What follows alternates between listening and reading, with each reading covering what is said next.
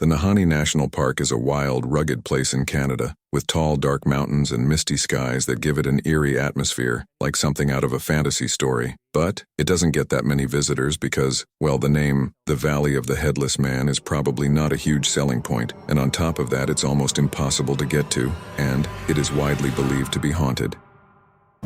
Hello everyone, and welcome back to the channel. Today we are going to cover the strange phenomena surrounding the Nahanni Valley, or better known as the Headless Valley. You will see why later in the video, but before we dive in, you have come to the right place if you enjoy weird, mysterious, and dark stories. So please hit the like button, subscribe to the channel, and turn on post notifications so you don't miss any of our uploads. Alright, let's get into the story.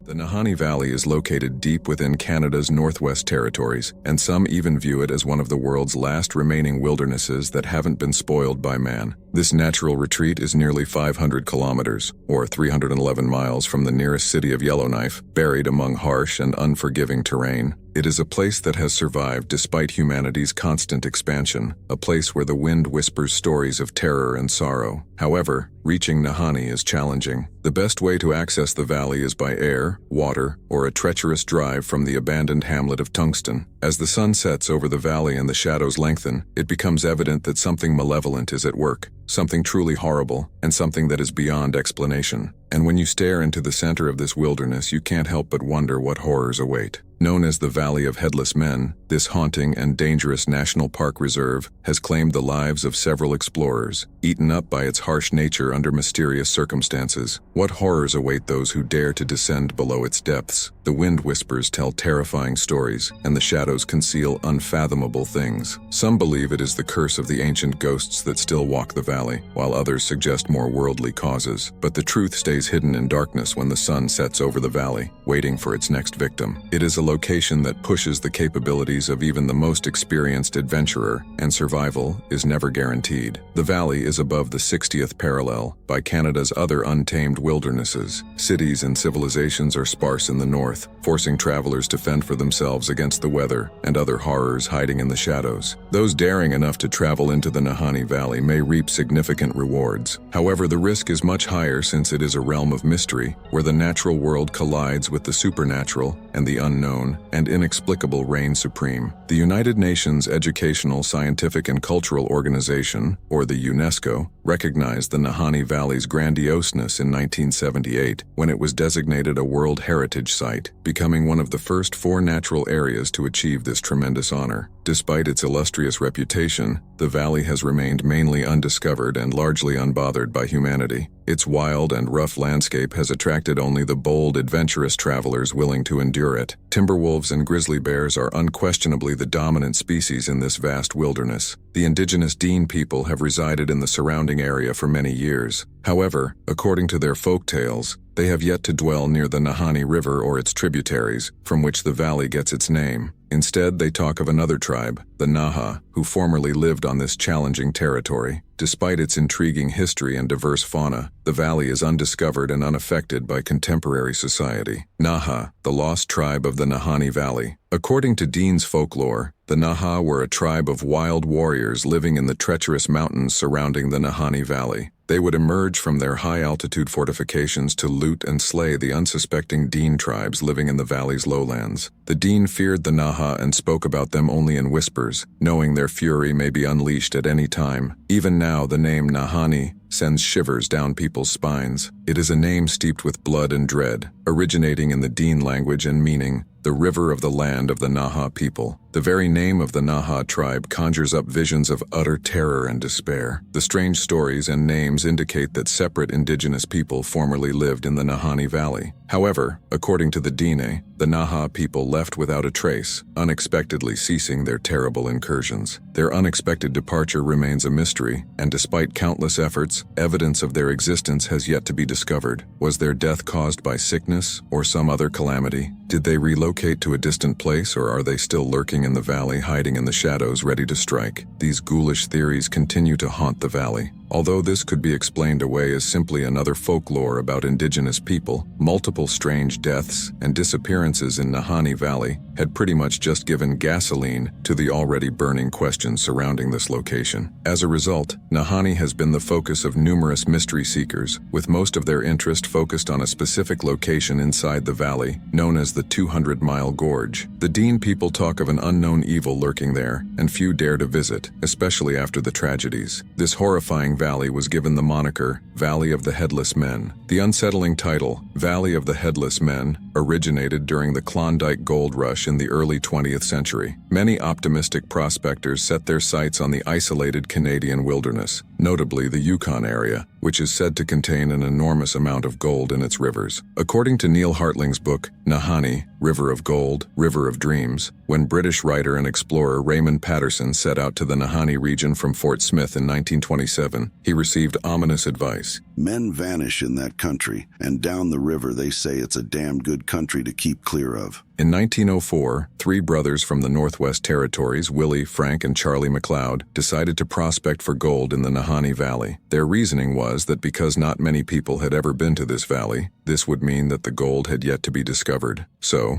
after a long and grueling voyage with sledge dogs and makeshift boats, they finally slid into the valley and found themselves on what is known as the Flat River, which flows through the heart of Nahanni Valley. Despite its name, the Flat River is anything but flat, and the rapids can be a nightmare. However, the three brothers use it to travel up the valley and set up camp. They then put their gold sluices in the river. A gold sluice is a long, slender box initially built of wood, but is now utilized by amateur prospectors, with modern versions made of aluminum or other lightweight metals. Gold miners use a sluice with a filter on one side to collect sediment from the bottom of the water. The filter stops larger particles while dirt and water flow out, trapping gold nuggets inside. And so the three brothers set up their sluices and immediately struck gold. The river is abundant in gold. They filter out this gold all day and night, and the next morning, they do the same thing until all of their containers are packed to the brim with gold, at which point they decide to return with this first find, and then make another trip back accompanied with more men and equipment. They pack up their tent, load everything back into their boat, and head out onto Flat River, where the ship capsizes and breaks apart due to the ferocity of the rapids. After losing most of their supplies and gold, they drag anything they can to shore. They're devastated by the loss of the gold. Still, they're alive and have enough supplies to survive, so they figure all they can do is try to return to their original site to get some more gold. They did manage to recover one sluice, then get out of there and regroup before returning. They knew the gold was there. They needed to get out, presumably with enough money to fund a larger expedition. They fashioned another boat using some of the material they salvaged from their shattered boat, chopped down some trees, and then hopped back on the river to return to their original camp spot. But this time, they didn't locate any gold. After losing all of their gold and far too many supplies, and failing to discover gold despite putting up the sluice in the same pot that provided prior returns, they went to bed exhausted and discouraged, deciding to leave the next day.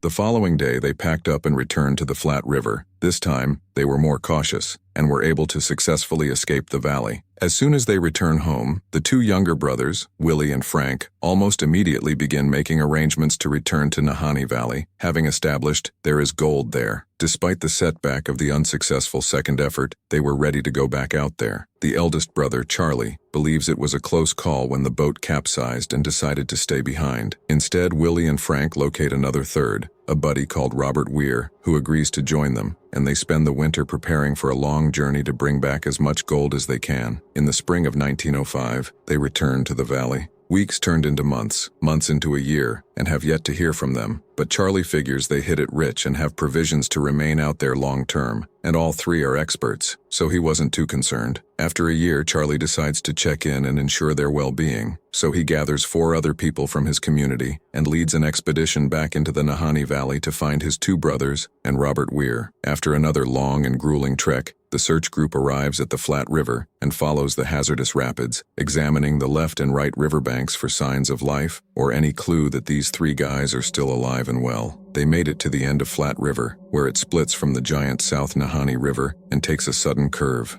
Big Bend is a 45-degree curve, and after you make that turn, you're dumped into this 10-mile stretch of river dubbed Second Canyon. Along the South Nahanni River, which is around 350 miles long, there are 4 canyons through which the water flows. These canyons are enormous, with cliffs on each side of the river that are believed to be a staggering 3,000 feet, and in some places the water is just as deep. Second Canyon is remarkable in that the rock sides are incredibly steep and virtually butt up to the sea, leaving almost little coastline on either side. So, as you hit this 10-mile stretch, you're caged in. There are thousands of feet of ocean under you, enormous cliffs on each side, and you have nowhere to go. You are forced to travel across this portion of the river before safely reaching the coast and taking a break from being in your boat. Because of how difficult it is to reach Nahanni Valley and these various cave openings, no one has ever explored them. As Charlie and his search party entered Second Canyon, it became darker due to the cliff walls obscuring sunlight and the windy conditions. They found no signs of human activity along the 10-mile stretch. As they approach the first canyon, the river's banks become slightly more prominent, allowing them to beach their boat. The search group heads to the coastline after noticing a tent on the left side of the second canyon just before entering it. As they approach land and can get a better view of the tent, they find a body lying on the ground in front of it. Charlie and the search team race over, and as soon as they get near, they see that the body is missing its head. The garments on this body were scorched, as if he may have been set on fire, and whoever this person was had died reaching with their right arm for a gun propped up against a tree just out of reach. Walking around this body, they reach the rear side of the tent, where the opening is, and discovered another body positioned halfway in and out. The body is also missing its head. They would continue to search around the camp, but there was no third body or any sign of the heads to identify them. However, they eventually gather the courage to search the pockets of the first body and inside the tent, where they discover some personal effects that confirm that these are Charlie's brothers. Robert Weir was not at the campground and was never officially found. However, some months later, an incomplete skeleton was discovered a little further down the river, which was thought to be Robert, but this was never confirmed. A carving on a neighboring tree that read, "We have found a fine prospect," suggests that Charlie's brothers discovered gold. However, there was no gold on them or in their tent, and no trace of the sluices they had taken with them. The search team would depart the valley and contact the police, who would arrive at the campground to investigate. Finally, the Royal Canadian Mounted Police determined that all 3 men starved to death, and that animals had removed their heads. Charlie never trusted the official story, which failed to explain the peculiar position in which he discovered the bodies, as well as other inexplicable factors such as the burnt clothes. He thought local tribes in the region could have attacked them, but the authorities disregarded this claim. Unlike the first event, the tale of these beheaded men made national headlines, and for a while, the public went crazy over it, with many coming up with their own guesses about what had occurred. Some felt that the skeleton discovered later was not Robert Weir's, and that he had slain the 2 brothers and stolen the riches for himself. Many people brought up the subject of the 6 prospectors discovered some years ago.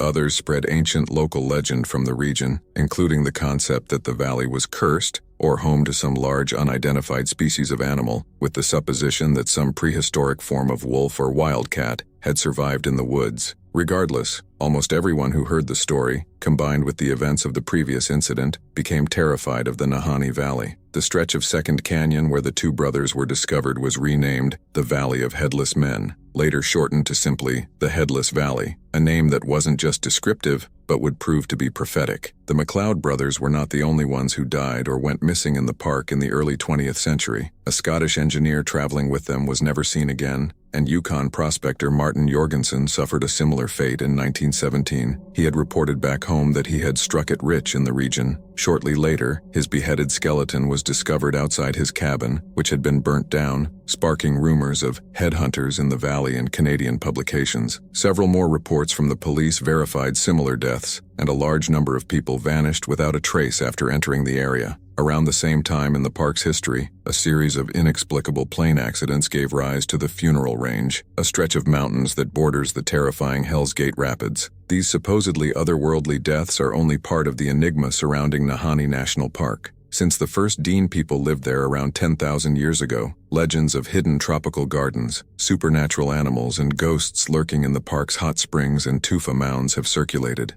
Joel Hibbard, who was a Nahanni wildlife proprietor, once said, "I once heard a Decho chief tell stories about an ancient giant of Gantha, or Rabbit Kettle Hot Springs, who would cook his food in the springs. Whether or not giants wander the area, the hot springs have a specific cultural importance for the Decho, who leave offerings such as tobacco for good luck. It is believed that if the springs are complete, it is an encouraging sign." Later in the 19th century, UFO sightings and other strange lights were reported in the park, and even today, there are still some people intrigued with the possible sighting of an Amphicyonidae, which is a predatory bear-dog hybrid that went extinct in the Pliocene period, prowling the valley, as well as signs of Bigfoot activity in forbidden areas of the park. Certain sections of Nahanni are off-limits to tourists due to their fragile ecosystems or cultural value to the indigenous Dene people. However, some would argue that the limits have more to do with keeping visitors out and maintaining the aura of the park. While all of the headless deaths have been confirmed by police reports and attributed to animal attacks and other rational causes, such as the greed and rivalry that made up the gold rush era, as well as the brutal, dangerous reality of isolation in the wilderness, the lore really adds to the park's mystery and appeal. What is genuine, however, is the park's hallowed, legendary presence in the collective Canadian psyche, which may help safeguard the region from future mining and environmental degradation. People will protect a legend, even if they've never seen it, writes Hartling, who founded Nahanni River Adventures in his book. There was another strange occurrence in 1927 when yet another body was found in Nahanni Valley. This time it was the bones of a guy named Yukon Fisher. Yukon was known to be a divisive figure, a prospector, and, in certain circles, an outlaw. He had been on the run from the police for several years leading up to his death. His skeleton was discovered on the banks of Bennett Creek, close to where the McLeod brothers' remains were found 19 years earlier. Fisher's death was never thoroughly explained, and it was unclear why he possessed many gold nuggets, which he used to buy products in the neighborhood. Phil Power's body was discovered in Nahanni in 1931. His burnt bones were found in the ashes of his cabin. The police promptly attributed his death to a faulty stovepipe. However, multiple sources have continually disputed this theory, claiming that Phil Powers was murdered and was already dead when his cabin caught ablaze. There were several more strange disappearances in Nahanni Valley, vanishing without a trace. In 1928, one prospector, Angus Hall, hiked ahead of his group and was never seen again. Another pair of prospectors, Joe Mulholland and Bill Epier, vanished in 1936. Despite considerable searches, they were never found. The sole sign of their existence was the burnt-down cabin. Another missing person case in the Nahanni Valley was Annie Laferte, who went missing in 1926 while on a hunting trip with her company near Flat River. She went missing and was never found. Months later, an Indian named Big Charlie claimed to have seen her nude and disoriented while climbing up a hill. Her fate was similar to that of countless others who went missing in the valley's harsh environment. Even in the 1920s, the Nahanni Valley was largely undiscovered due to the dangers it posed. Maps of the region may have been more helpful, as they merely showed two flat lines representing the Nahanni, the and Flat Rivers, but it would take years to build an accurate map. Throughout history, several attempts have been made to dismiss the mystery surrounding the Nahanni Valley. One such effort entailed claiming that the original headless corpses of the McLeod brothers were not indeed headless but could be identified by the residual hair on their skulls. However, no substantial evidence supports this notion or any other effort to explain the numerous unexplained occurrences in this mysterious location. It is worth mentioning that much of the difficulties in solving these riddles stem from the fact that they occurred more than a century ago, with the first instances occurring in 1908. Despite efforts to downplay the strange happenings in Nahanni Valley, the tragedy only worsened. In 1945, another victim, a nameless miner from Ontario, was discovered dead and beheaded while still in his sleeping bag. The whereabouts of his head remains unknown. Meanwhile, another unfortunate trapper, John O'Brien, was frozen to death beside his extinguished campfire, his rigid hands grasping a single matchstick. Another life was lost due to Nahanni Valley's rough and relentless nature. The Nahanni Valley terrain. Is there an explanation for the mystery? However, be aware of the Nahanni Valley's tropical appearance throughout the summer. Beneath the surface is a dark and dangerous terrain. Its sulfur springs provide warmth and vitality, and are also a frightening reminder of the valley's fatal secrets. The air is heavy with the odor of sulfur, suffocating anybody who gets too close. When mixed with the frigid Arctic air above, this creates a dense, unearthly mist that envelops the valley in a foreboding mantle. It's where nature has all the cards, and one bad move could mean certain death. Nahanni Valley's second canyon, known as the Gate. This is the location where the Headless guys were discovered. Stories of a hidden tropical region within the vast Nahanni region only added to the mystique. Although mixing hot sulfuric air with a freezing Arctic climate may result in a unique habitat, a tropical valley appears highly unlikely. Nevertheless, the reports kept coming. Scientists who explored the valley discovered countless relics of prehistoric species, including mammoth bones and archaic bear dogs. Some suggest these animals remain in the valley's lowest and most isolated areas. Trappers tell stories of new traces of prehistoric beasts and bring back massive ivory tusks with flesh and hair still evident. Dean tribal elders in the area were also able to sketch drawings of mastodons precisely from memory. Another common legend claims that prehistoric bear dogs still roam the Nahanni Valley. Numerous bizarre and incomprehensible events add to the already palpable sense of foreboding. Historically, the local Dean people have avoided the valley, believing malicious spirits and other mythical creatures haunt it. Some claim that the Nahanni Valley is the entryway to the elusive Hollow Earth. While it is true that the valley has over 250 underground tunnels, many of which have yet to be discovered, it is clear that the Earth's interior is anything but hollow. In conclusion, the mysteries of Nahanni Valley remain unsolved. The valley is steeped in mystery, with up to 44 people dying or disappearing since the year 1908. That's going to do it for this video. If you have made it this far, thank you so much for watching. If you enjoyed the video and want to see more, then check out these videos on the screen now. If you have a topic suggestion, please send it to the email in the description. As always, remember to like, comment, share the video, and subscribe to our channel. I will see you in the next one.